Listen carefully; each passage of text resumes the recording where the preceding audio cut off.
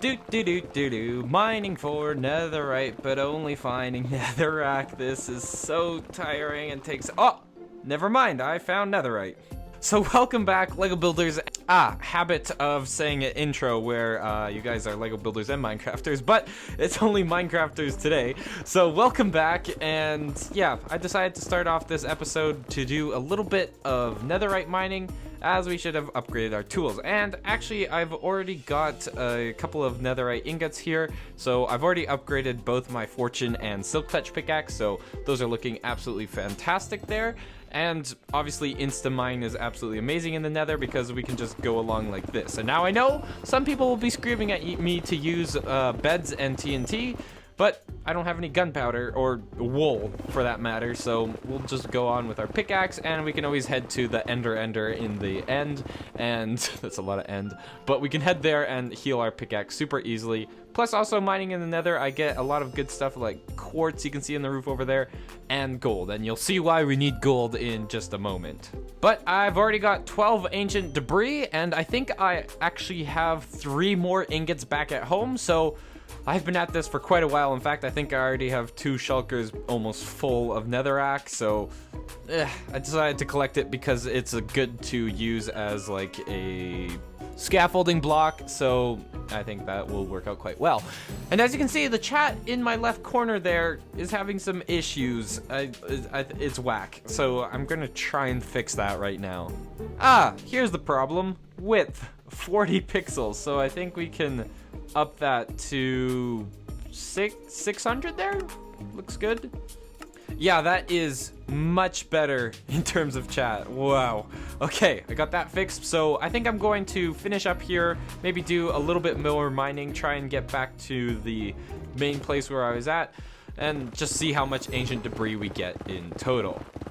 So as we approach the entrance to these expansive mines, yeah, I've been at this for quite a while, so we have now got quite a lot more debris, and I think I'm about ready to head out of here. Another thing that I did do, though... Alright, I suppose one thing I did was remove the fog to help reduce a little bit of the lag, and honestly, it makes the nether a lot better to be in, because you can actually see what's around, and it makes mining for, like, glowstone, or even quartz and gold a lot easier. But I'm standing on top of a bastion, and I raided this a couple days ago. And if we head back to the overworld, in this jukebox up here, I managed to get... Oh, why isn't it coming out? Oh, there it is on top of the roof. Pig step. So that is absolutely amazing that I found that in the very first bastion.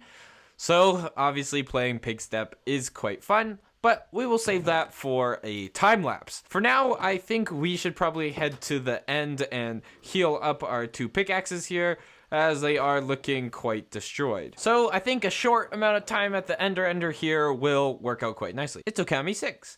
So, the ender doesn't seem to be working.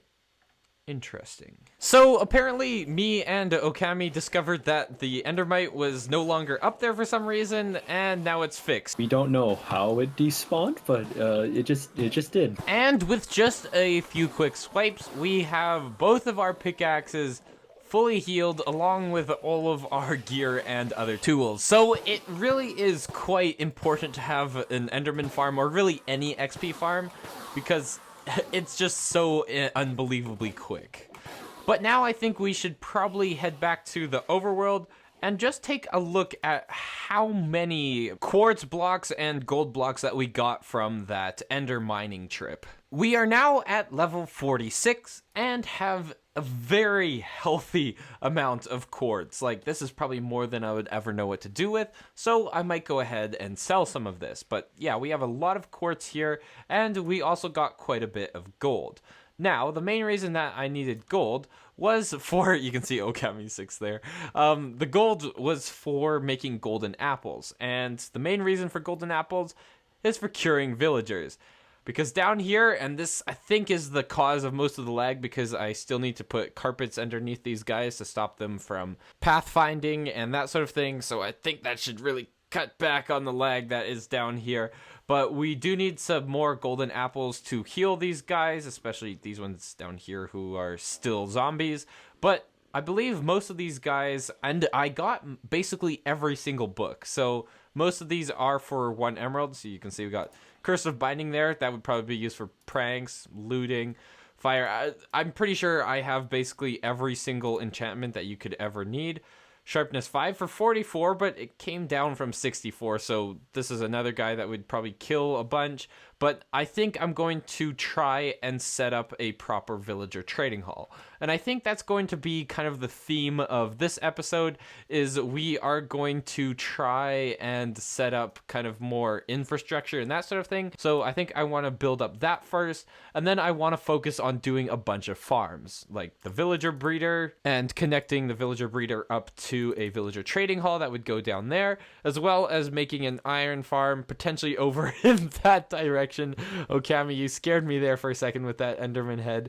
So we may make an Enderman farm over there. Oh, sorry, I had Enderman on my mind. I meant iron farm over there.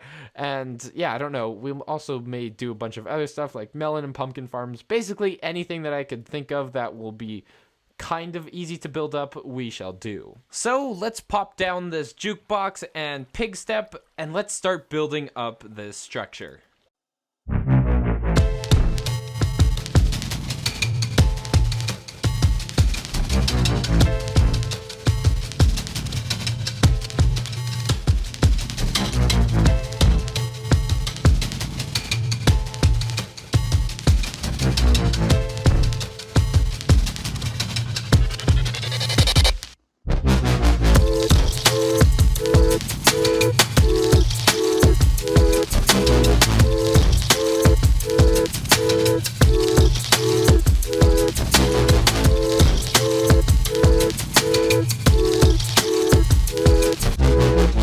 We are currently heading off to Merc-Eye's base, I believe, to go do the dragon competition. And don't ask me what it's about because I haven't got a clue. I just know that we are going to be trying to win the dragon egg. And I don't really want it or need it, but at the same time, I do want it because it's something rare. And having something like the dragon egg is always fun to brag about. So I think Merc-Eye's base is this way, so we will keep heading over there. But the chaos quickly ensued, so I've tried to condense it. We started off in the Nether trying to find the location of the egg games, but everyone proceeded to die in lava. And when we finally found the portal to the location of the egg games, it was in a mansion. So I was starting to get a little bit suspicious that it was going to be with Vexes, but it turned out it had nothing really to do with the mansion at all, and it was actually a building competition. So we headed off to our own separate cubicles and waited for Sarley to give the green light that it was time to go.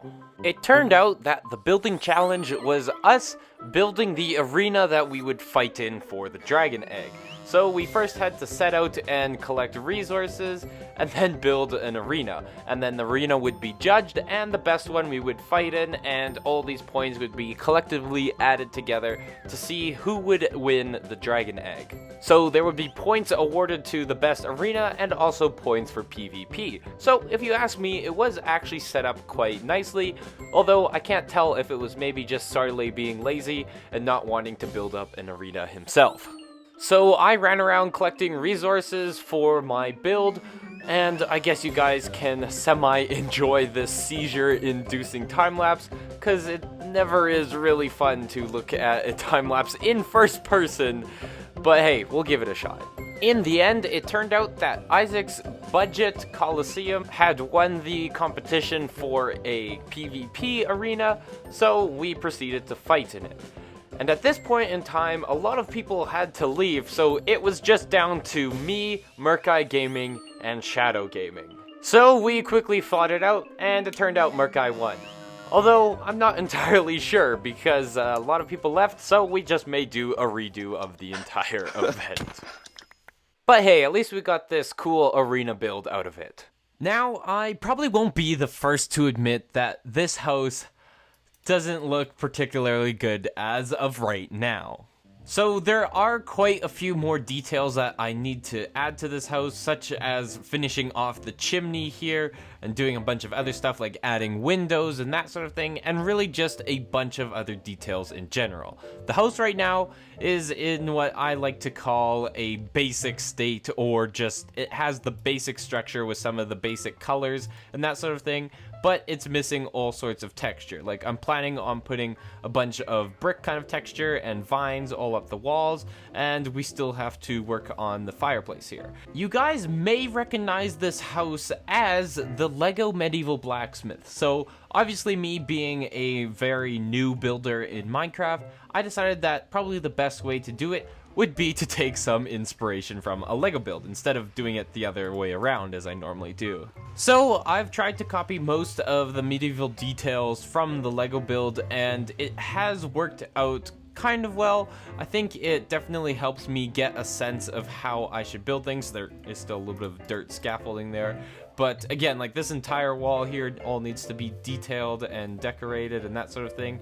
And I actually quite like this backside here, so I did a couple of things different. I added in these two kind of round sections here, so they're more like tower areas. This one is going to go all the way up to the top, and then I have to put a big spiky roof on it. This one just kind of juts out a little bit, as I wanted to try and work with diagonal angles here. And right here, there's, again, a bunch of missing details, but I'm planning on putting a massive window here with kind of like this little balcony or something, and we'll put like some flowers and stuff. There's a lot of details that still need to go into this. And that's another thing that I've built that I will show you in just a moment. But the backside here, I think, is one of my favorite sides. We just jump on top of this house, as it has this really kind of cool window design, and I love how it has like these three windows, and then it kind of bevels out onto the upper part of the house. And again, we still have a lot of building left, but I really like how these kind of medieval builds jut out in weird angles. So you would expect the base to be bigger than the top, or roughly the same size.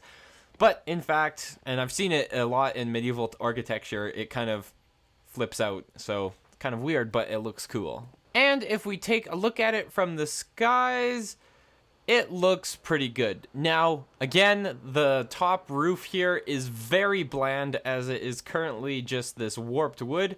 And the main reason for that is I have kind of run out of resources. I want to make this roof kind of have a gradient, so it's going to start off as a more black kind of tile down below, and then it's going to slowly make its way up to this more light blue color, and I think almost the entire top here I'm going to replace with oxidized copper, as I have also been doing that. I think it's in this shulker box somewhere around here. Here it is.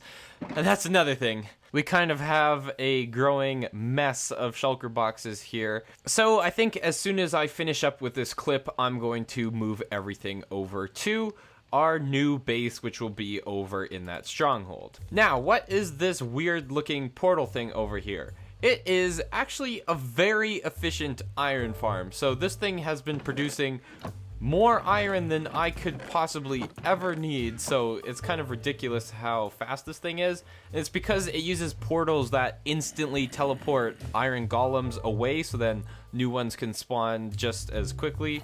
So that's how that portal mechanic works, although I did build it a little bit too close to my house, because if you see the sign here, do not enter, exit only, and that is because this links up to the iron golem kill chamber that is in the nether. So I'm stuck here with all the iron golems.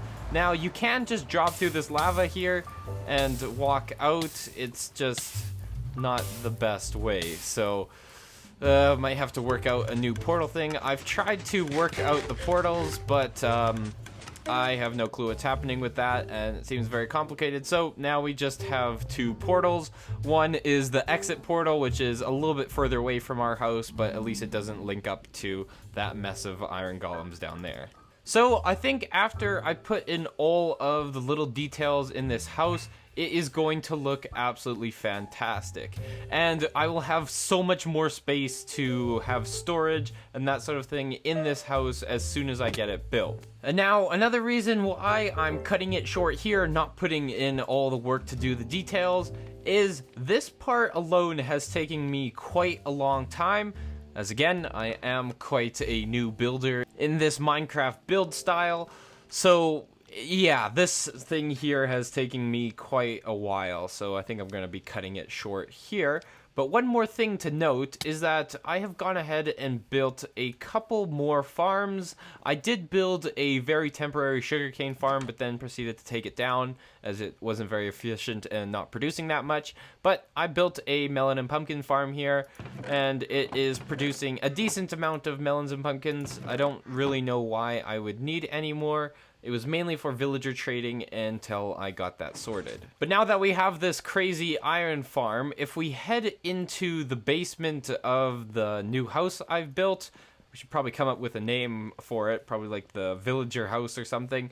I have gotten quite a few new villagers. Obviously we have our top level here with almost all the librarians, and there goes the frames taken away by the villagers. But down here we have our farmers, that's the melon and pumpkin trade, and then we have all of these armorers and toolsmiths and weaponsmiths, I believe, and all of them obviously have that iron trade, so we can get all of those emeralds. And then down further this way we just have a couple of cartographers and fletchers, and then this here is my mason setup. And it's extremely useful because soon, and I promise hopefully in the next episode, we should be working on some sort of shop. And what I'm planning on selling is terracotta, because I've gotten basically every single type of terracotta here with these masons. So then we won't have to go mining for it and looking for the dyes and all of that. We just have it here and we can buy it for emeralds. So I think the next episode is largely going to be getting a lot of farms built and industrializing, as well as putting up a shop so we can start making those blue rocks. Really, we have a vast variety of product here. We can sell things like golden carrots and other sorts of food items, including pumpkin pie and cookies, although I don't know why anyone would need that. And all of the other random stuff that villagers sell, like treasure maps and full sets of diamond armor, and upstairs the librarians sell glass, so we don't even have to go mining for sand for that. So that is extremely useful as well. But I think this episode has been fairly successful with building up my very first kind of large-scale project, but there are a few things that I would still like to do. One of those things is probably lighting up this build, because we can't have creepers spawning on the roof, as well as whatever other mobs decide to spawn up there, but creepers are definitely the worst. Now, like all of my Minecraft episodes so far, I think we need to end this one in the shopping district, because there have been quite a few massive changes since the last episode. One thing is, it has certainly gotten laggier in this area, but there are a few kind of shopping sections appearing. I believe it is Scar Fanatic who is building up this kind of goth theme town, I think it's called, or gothic, something like that. Anyways, the place is called Shadewood, and I think this area is going to be quite a cool little shopping district. As well, there is another massive expansion happening over here with Palm Boss's huge expansion of the shopping island, as the Mycelium Island was pretty tiny in the first place. And there are all sorts of other shops appearing, like Isaac's Boat here, and it just really is super fun to go around the server, and especially the shopping island here, and just seeing how quickly this place is developing. So I think we need to start laying down our stakes and start building, so then we can contribute to the economy here. So in this direction here, I have my gigahertz expansion area, so I plan on making quite a sizable shop, and it's just gonna be selling basically everything I possibly can with my villagers. So I think that's about going to do it for this episode, and there probably won't be another Minecraft video for quite a while. And that's because I have a different base to build. A Lego base.